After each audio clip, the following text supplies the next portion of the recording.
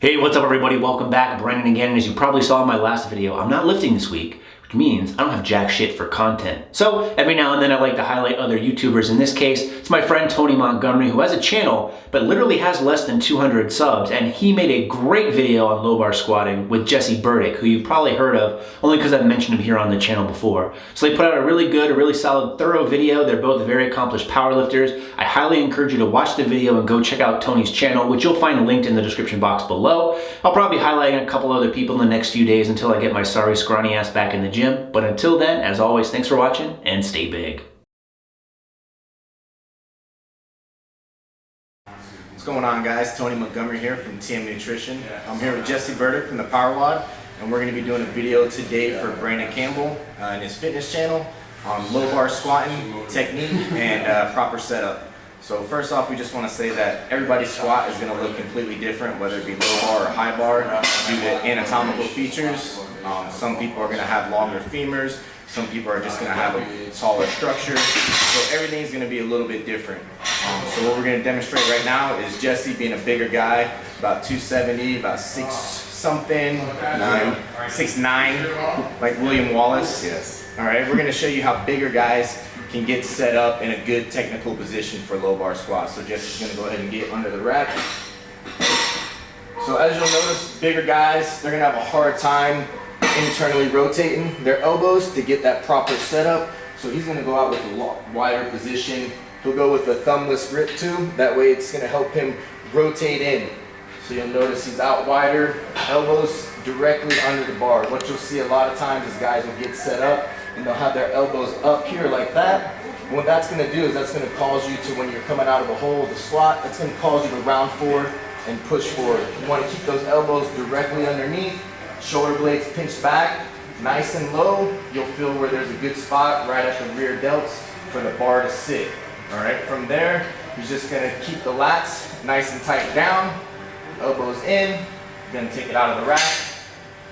Step out, you'll notice that nothing's changed, elbows are still down, chest is upright, and then you're gonna come down, keeping all the pressure on your heels and on the outside of your feet, opening up your hips and back up. So you'll notice with low bar squatting, you're gonna have somewhat of a forward lean, which is absolutely fine, as long as your vertebrae and everything, your spine stays in a neutral position. All right, so go ahead and rack it just. All right, what he's going to do now is he's going to face the other way so you can see it from the front position. Coming out, everything's nice and tight, elbows underneath. And what you'll notice is once he gets set up, he's going to open up his knees to get his hips shooting forward. All right, you don't want to treat it like a box squat where you're going to push your butt back first. You want to open up and just kind of drop straight down, pushing out on the sides of your feet, dropping down, staying upright. All right, driving back up.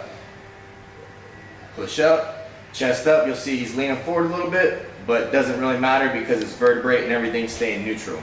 All right, so go ahead and rack it. So that's for the bigger guys, you know, that is having a hard time with flexibility. Now Jesse's going to show you, kind of walk you through somebody that has a little bit more flexibility. Nothing's really going to change, but Jesse's going to go ahead and walk you through that. So for someone who's able to, who's a little bit smaller of a frame, you're going to be able to bring your hands in. That's going to be the biggest difference that you see what Tony has set up here. Because usually you're going to be, bigger guys are going to be out to at least to the collars. What Tony's going to do is he's going to try and find that the power stripe here, get his hands somewhere near that and start to work his way underneath. You'll also notice that he's actually pushing up against the rack. He's leveraging this to start gaining some tension and to grind himself in. He's going to relax his wrists a little bit.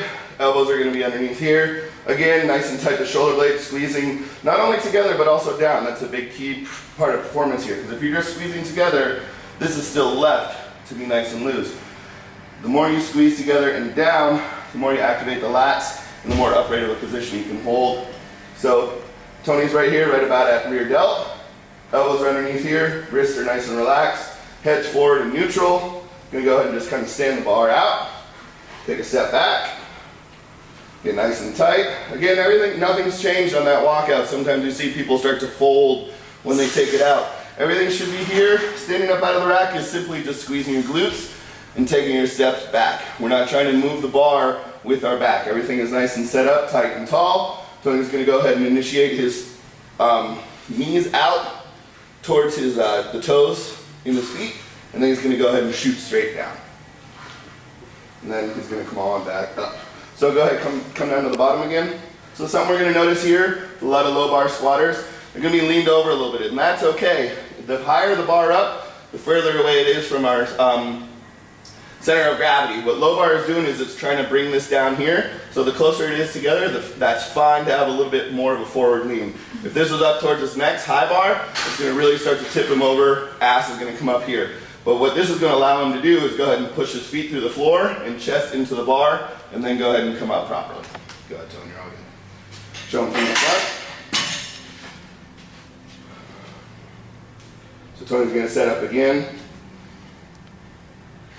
Working on getting his chest up, nice and tight and nice and tall. Elbows are down here, opened up. Good, nice neutral head.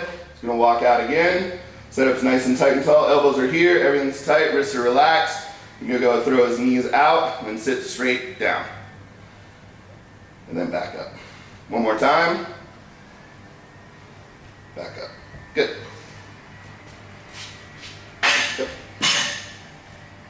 So like we said earlier, guys, everybody's squat's gonna look a little bit different. Jesse's looked a little bit different than mine. That's fine. You wanna keep, biggest things, you wanna keep a neutral spine, and then you wanna actually force those knees out, open up those hips, come straight down, elbows under the bar, lats nice and tight. So there you have it, guys. Low bar squatting 101, Jesse Burdick, powerwod.com, Tony Montgomery, tmnutritionco.com, and there you have it for Brandon Campbell Fitness. Until next time, guys, see you.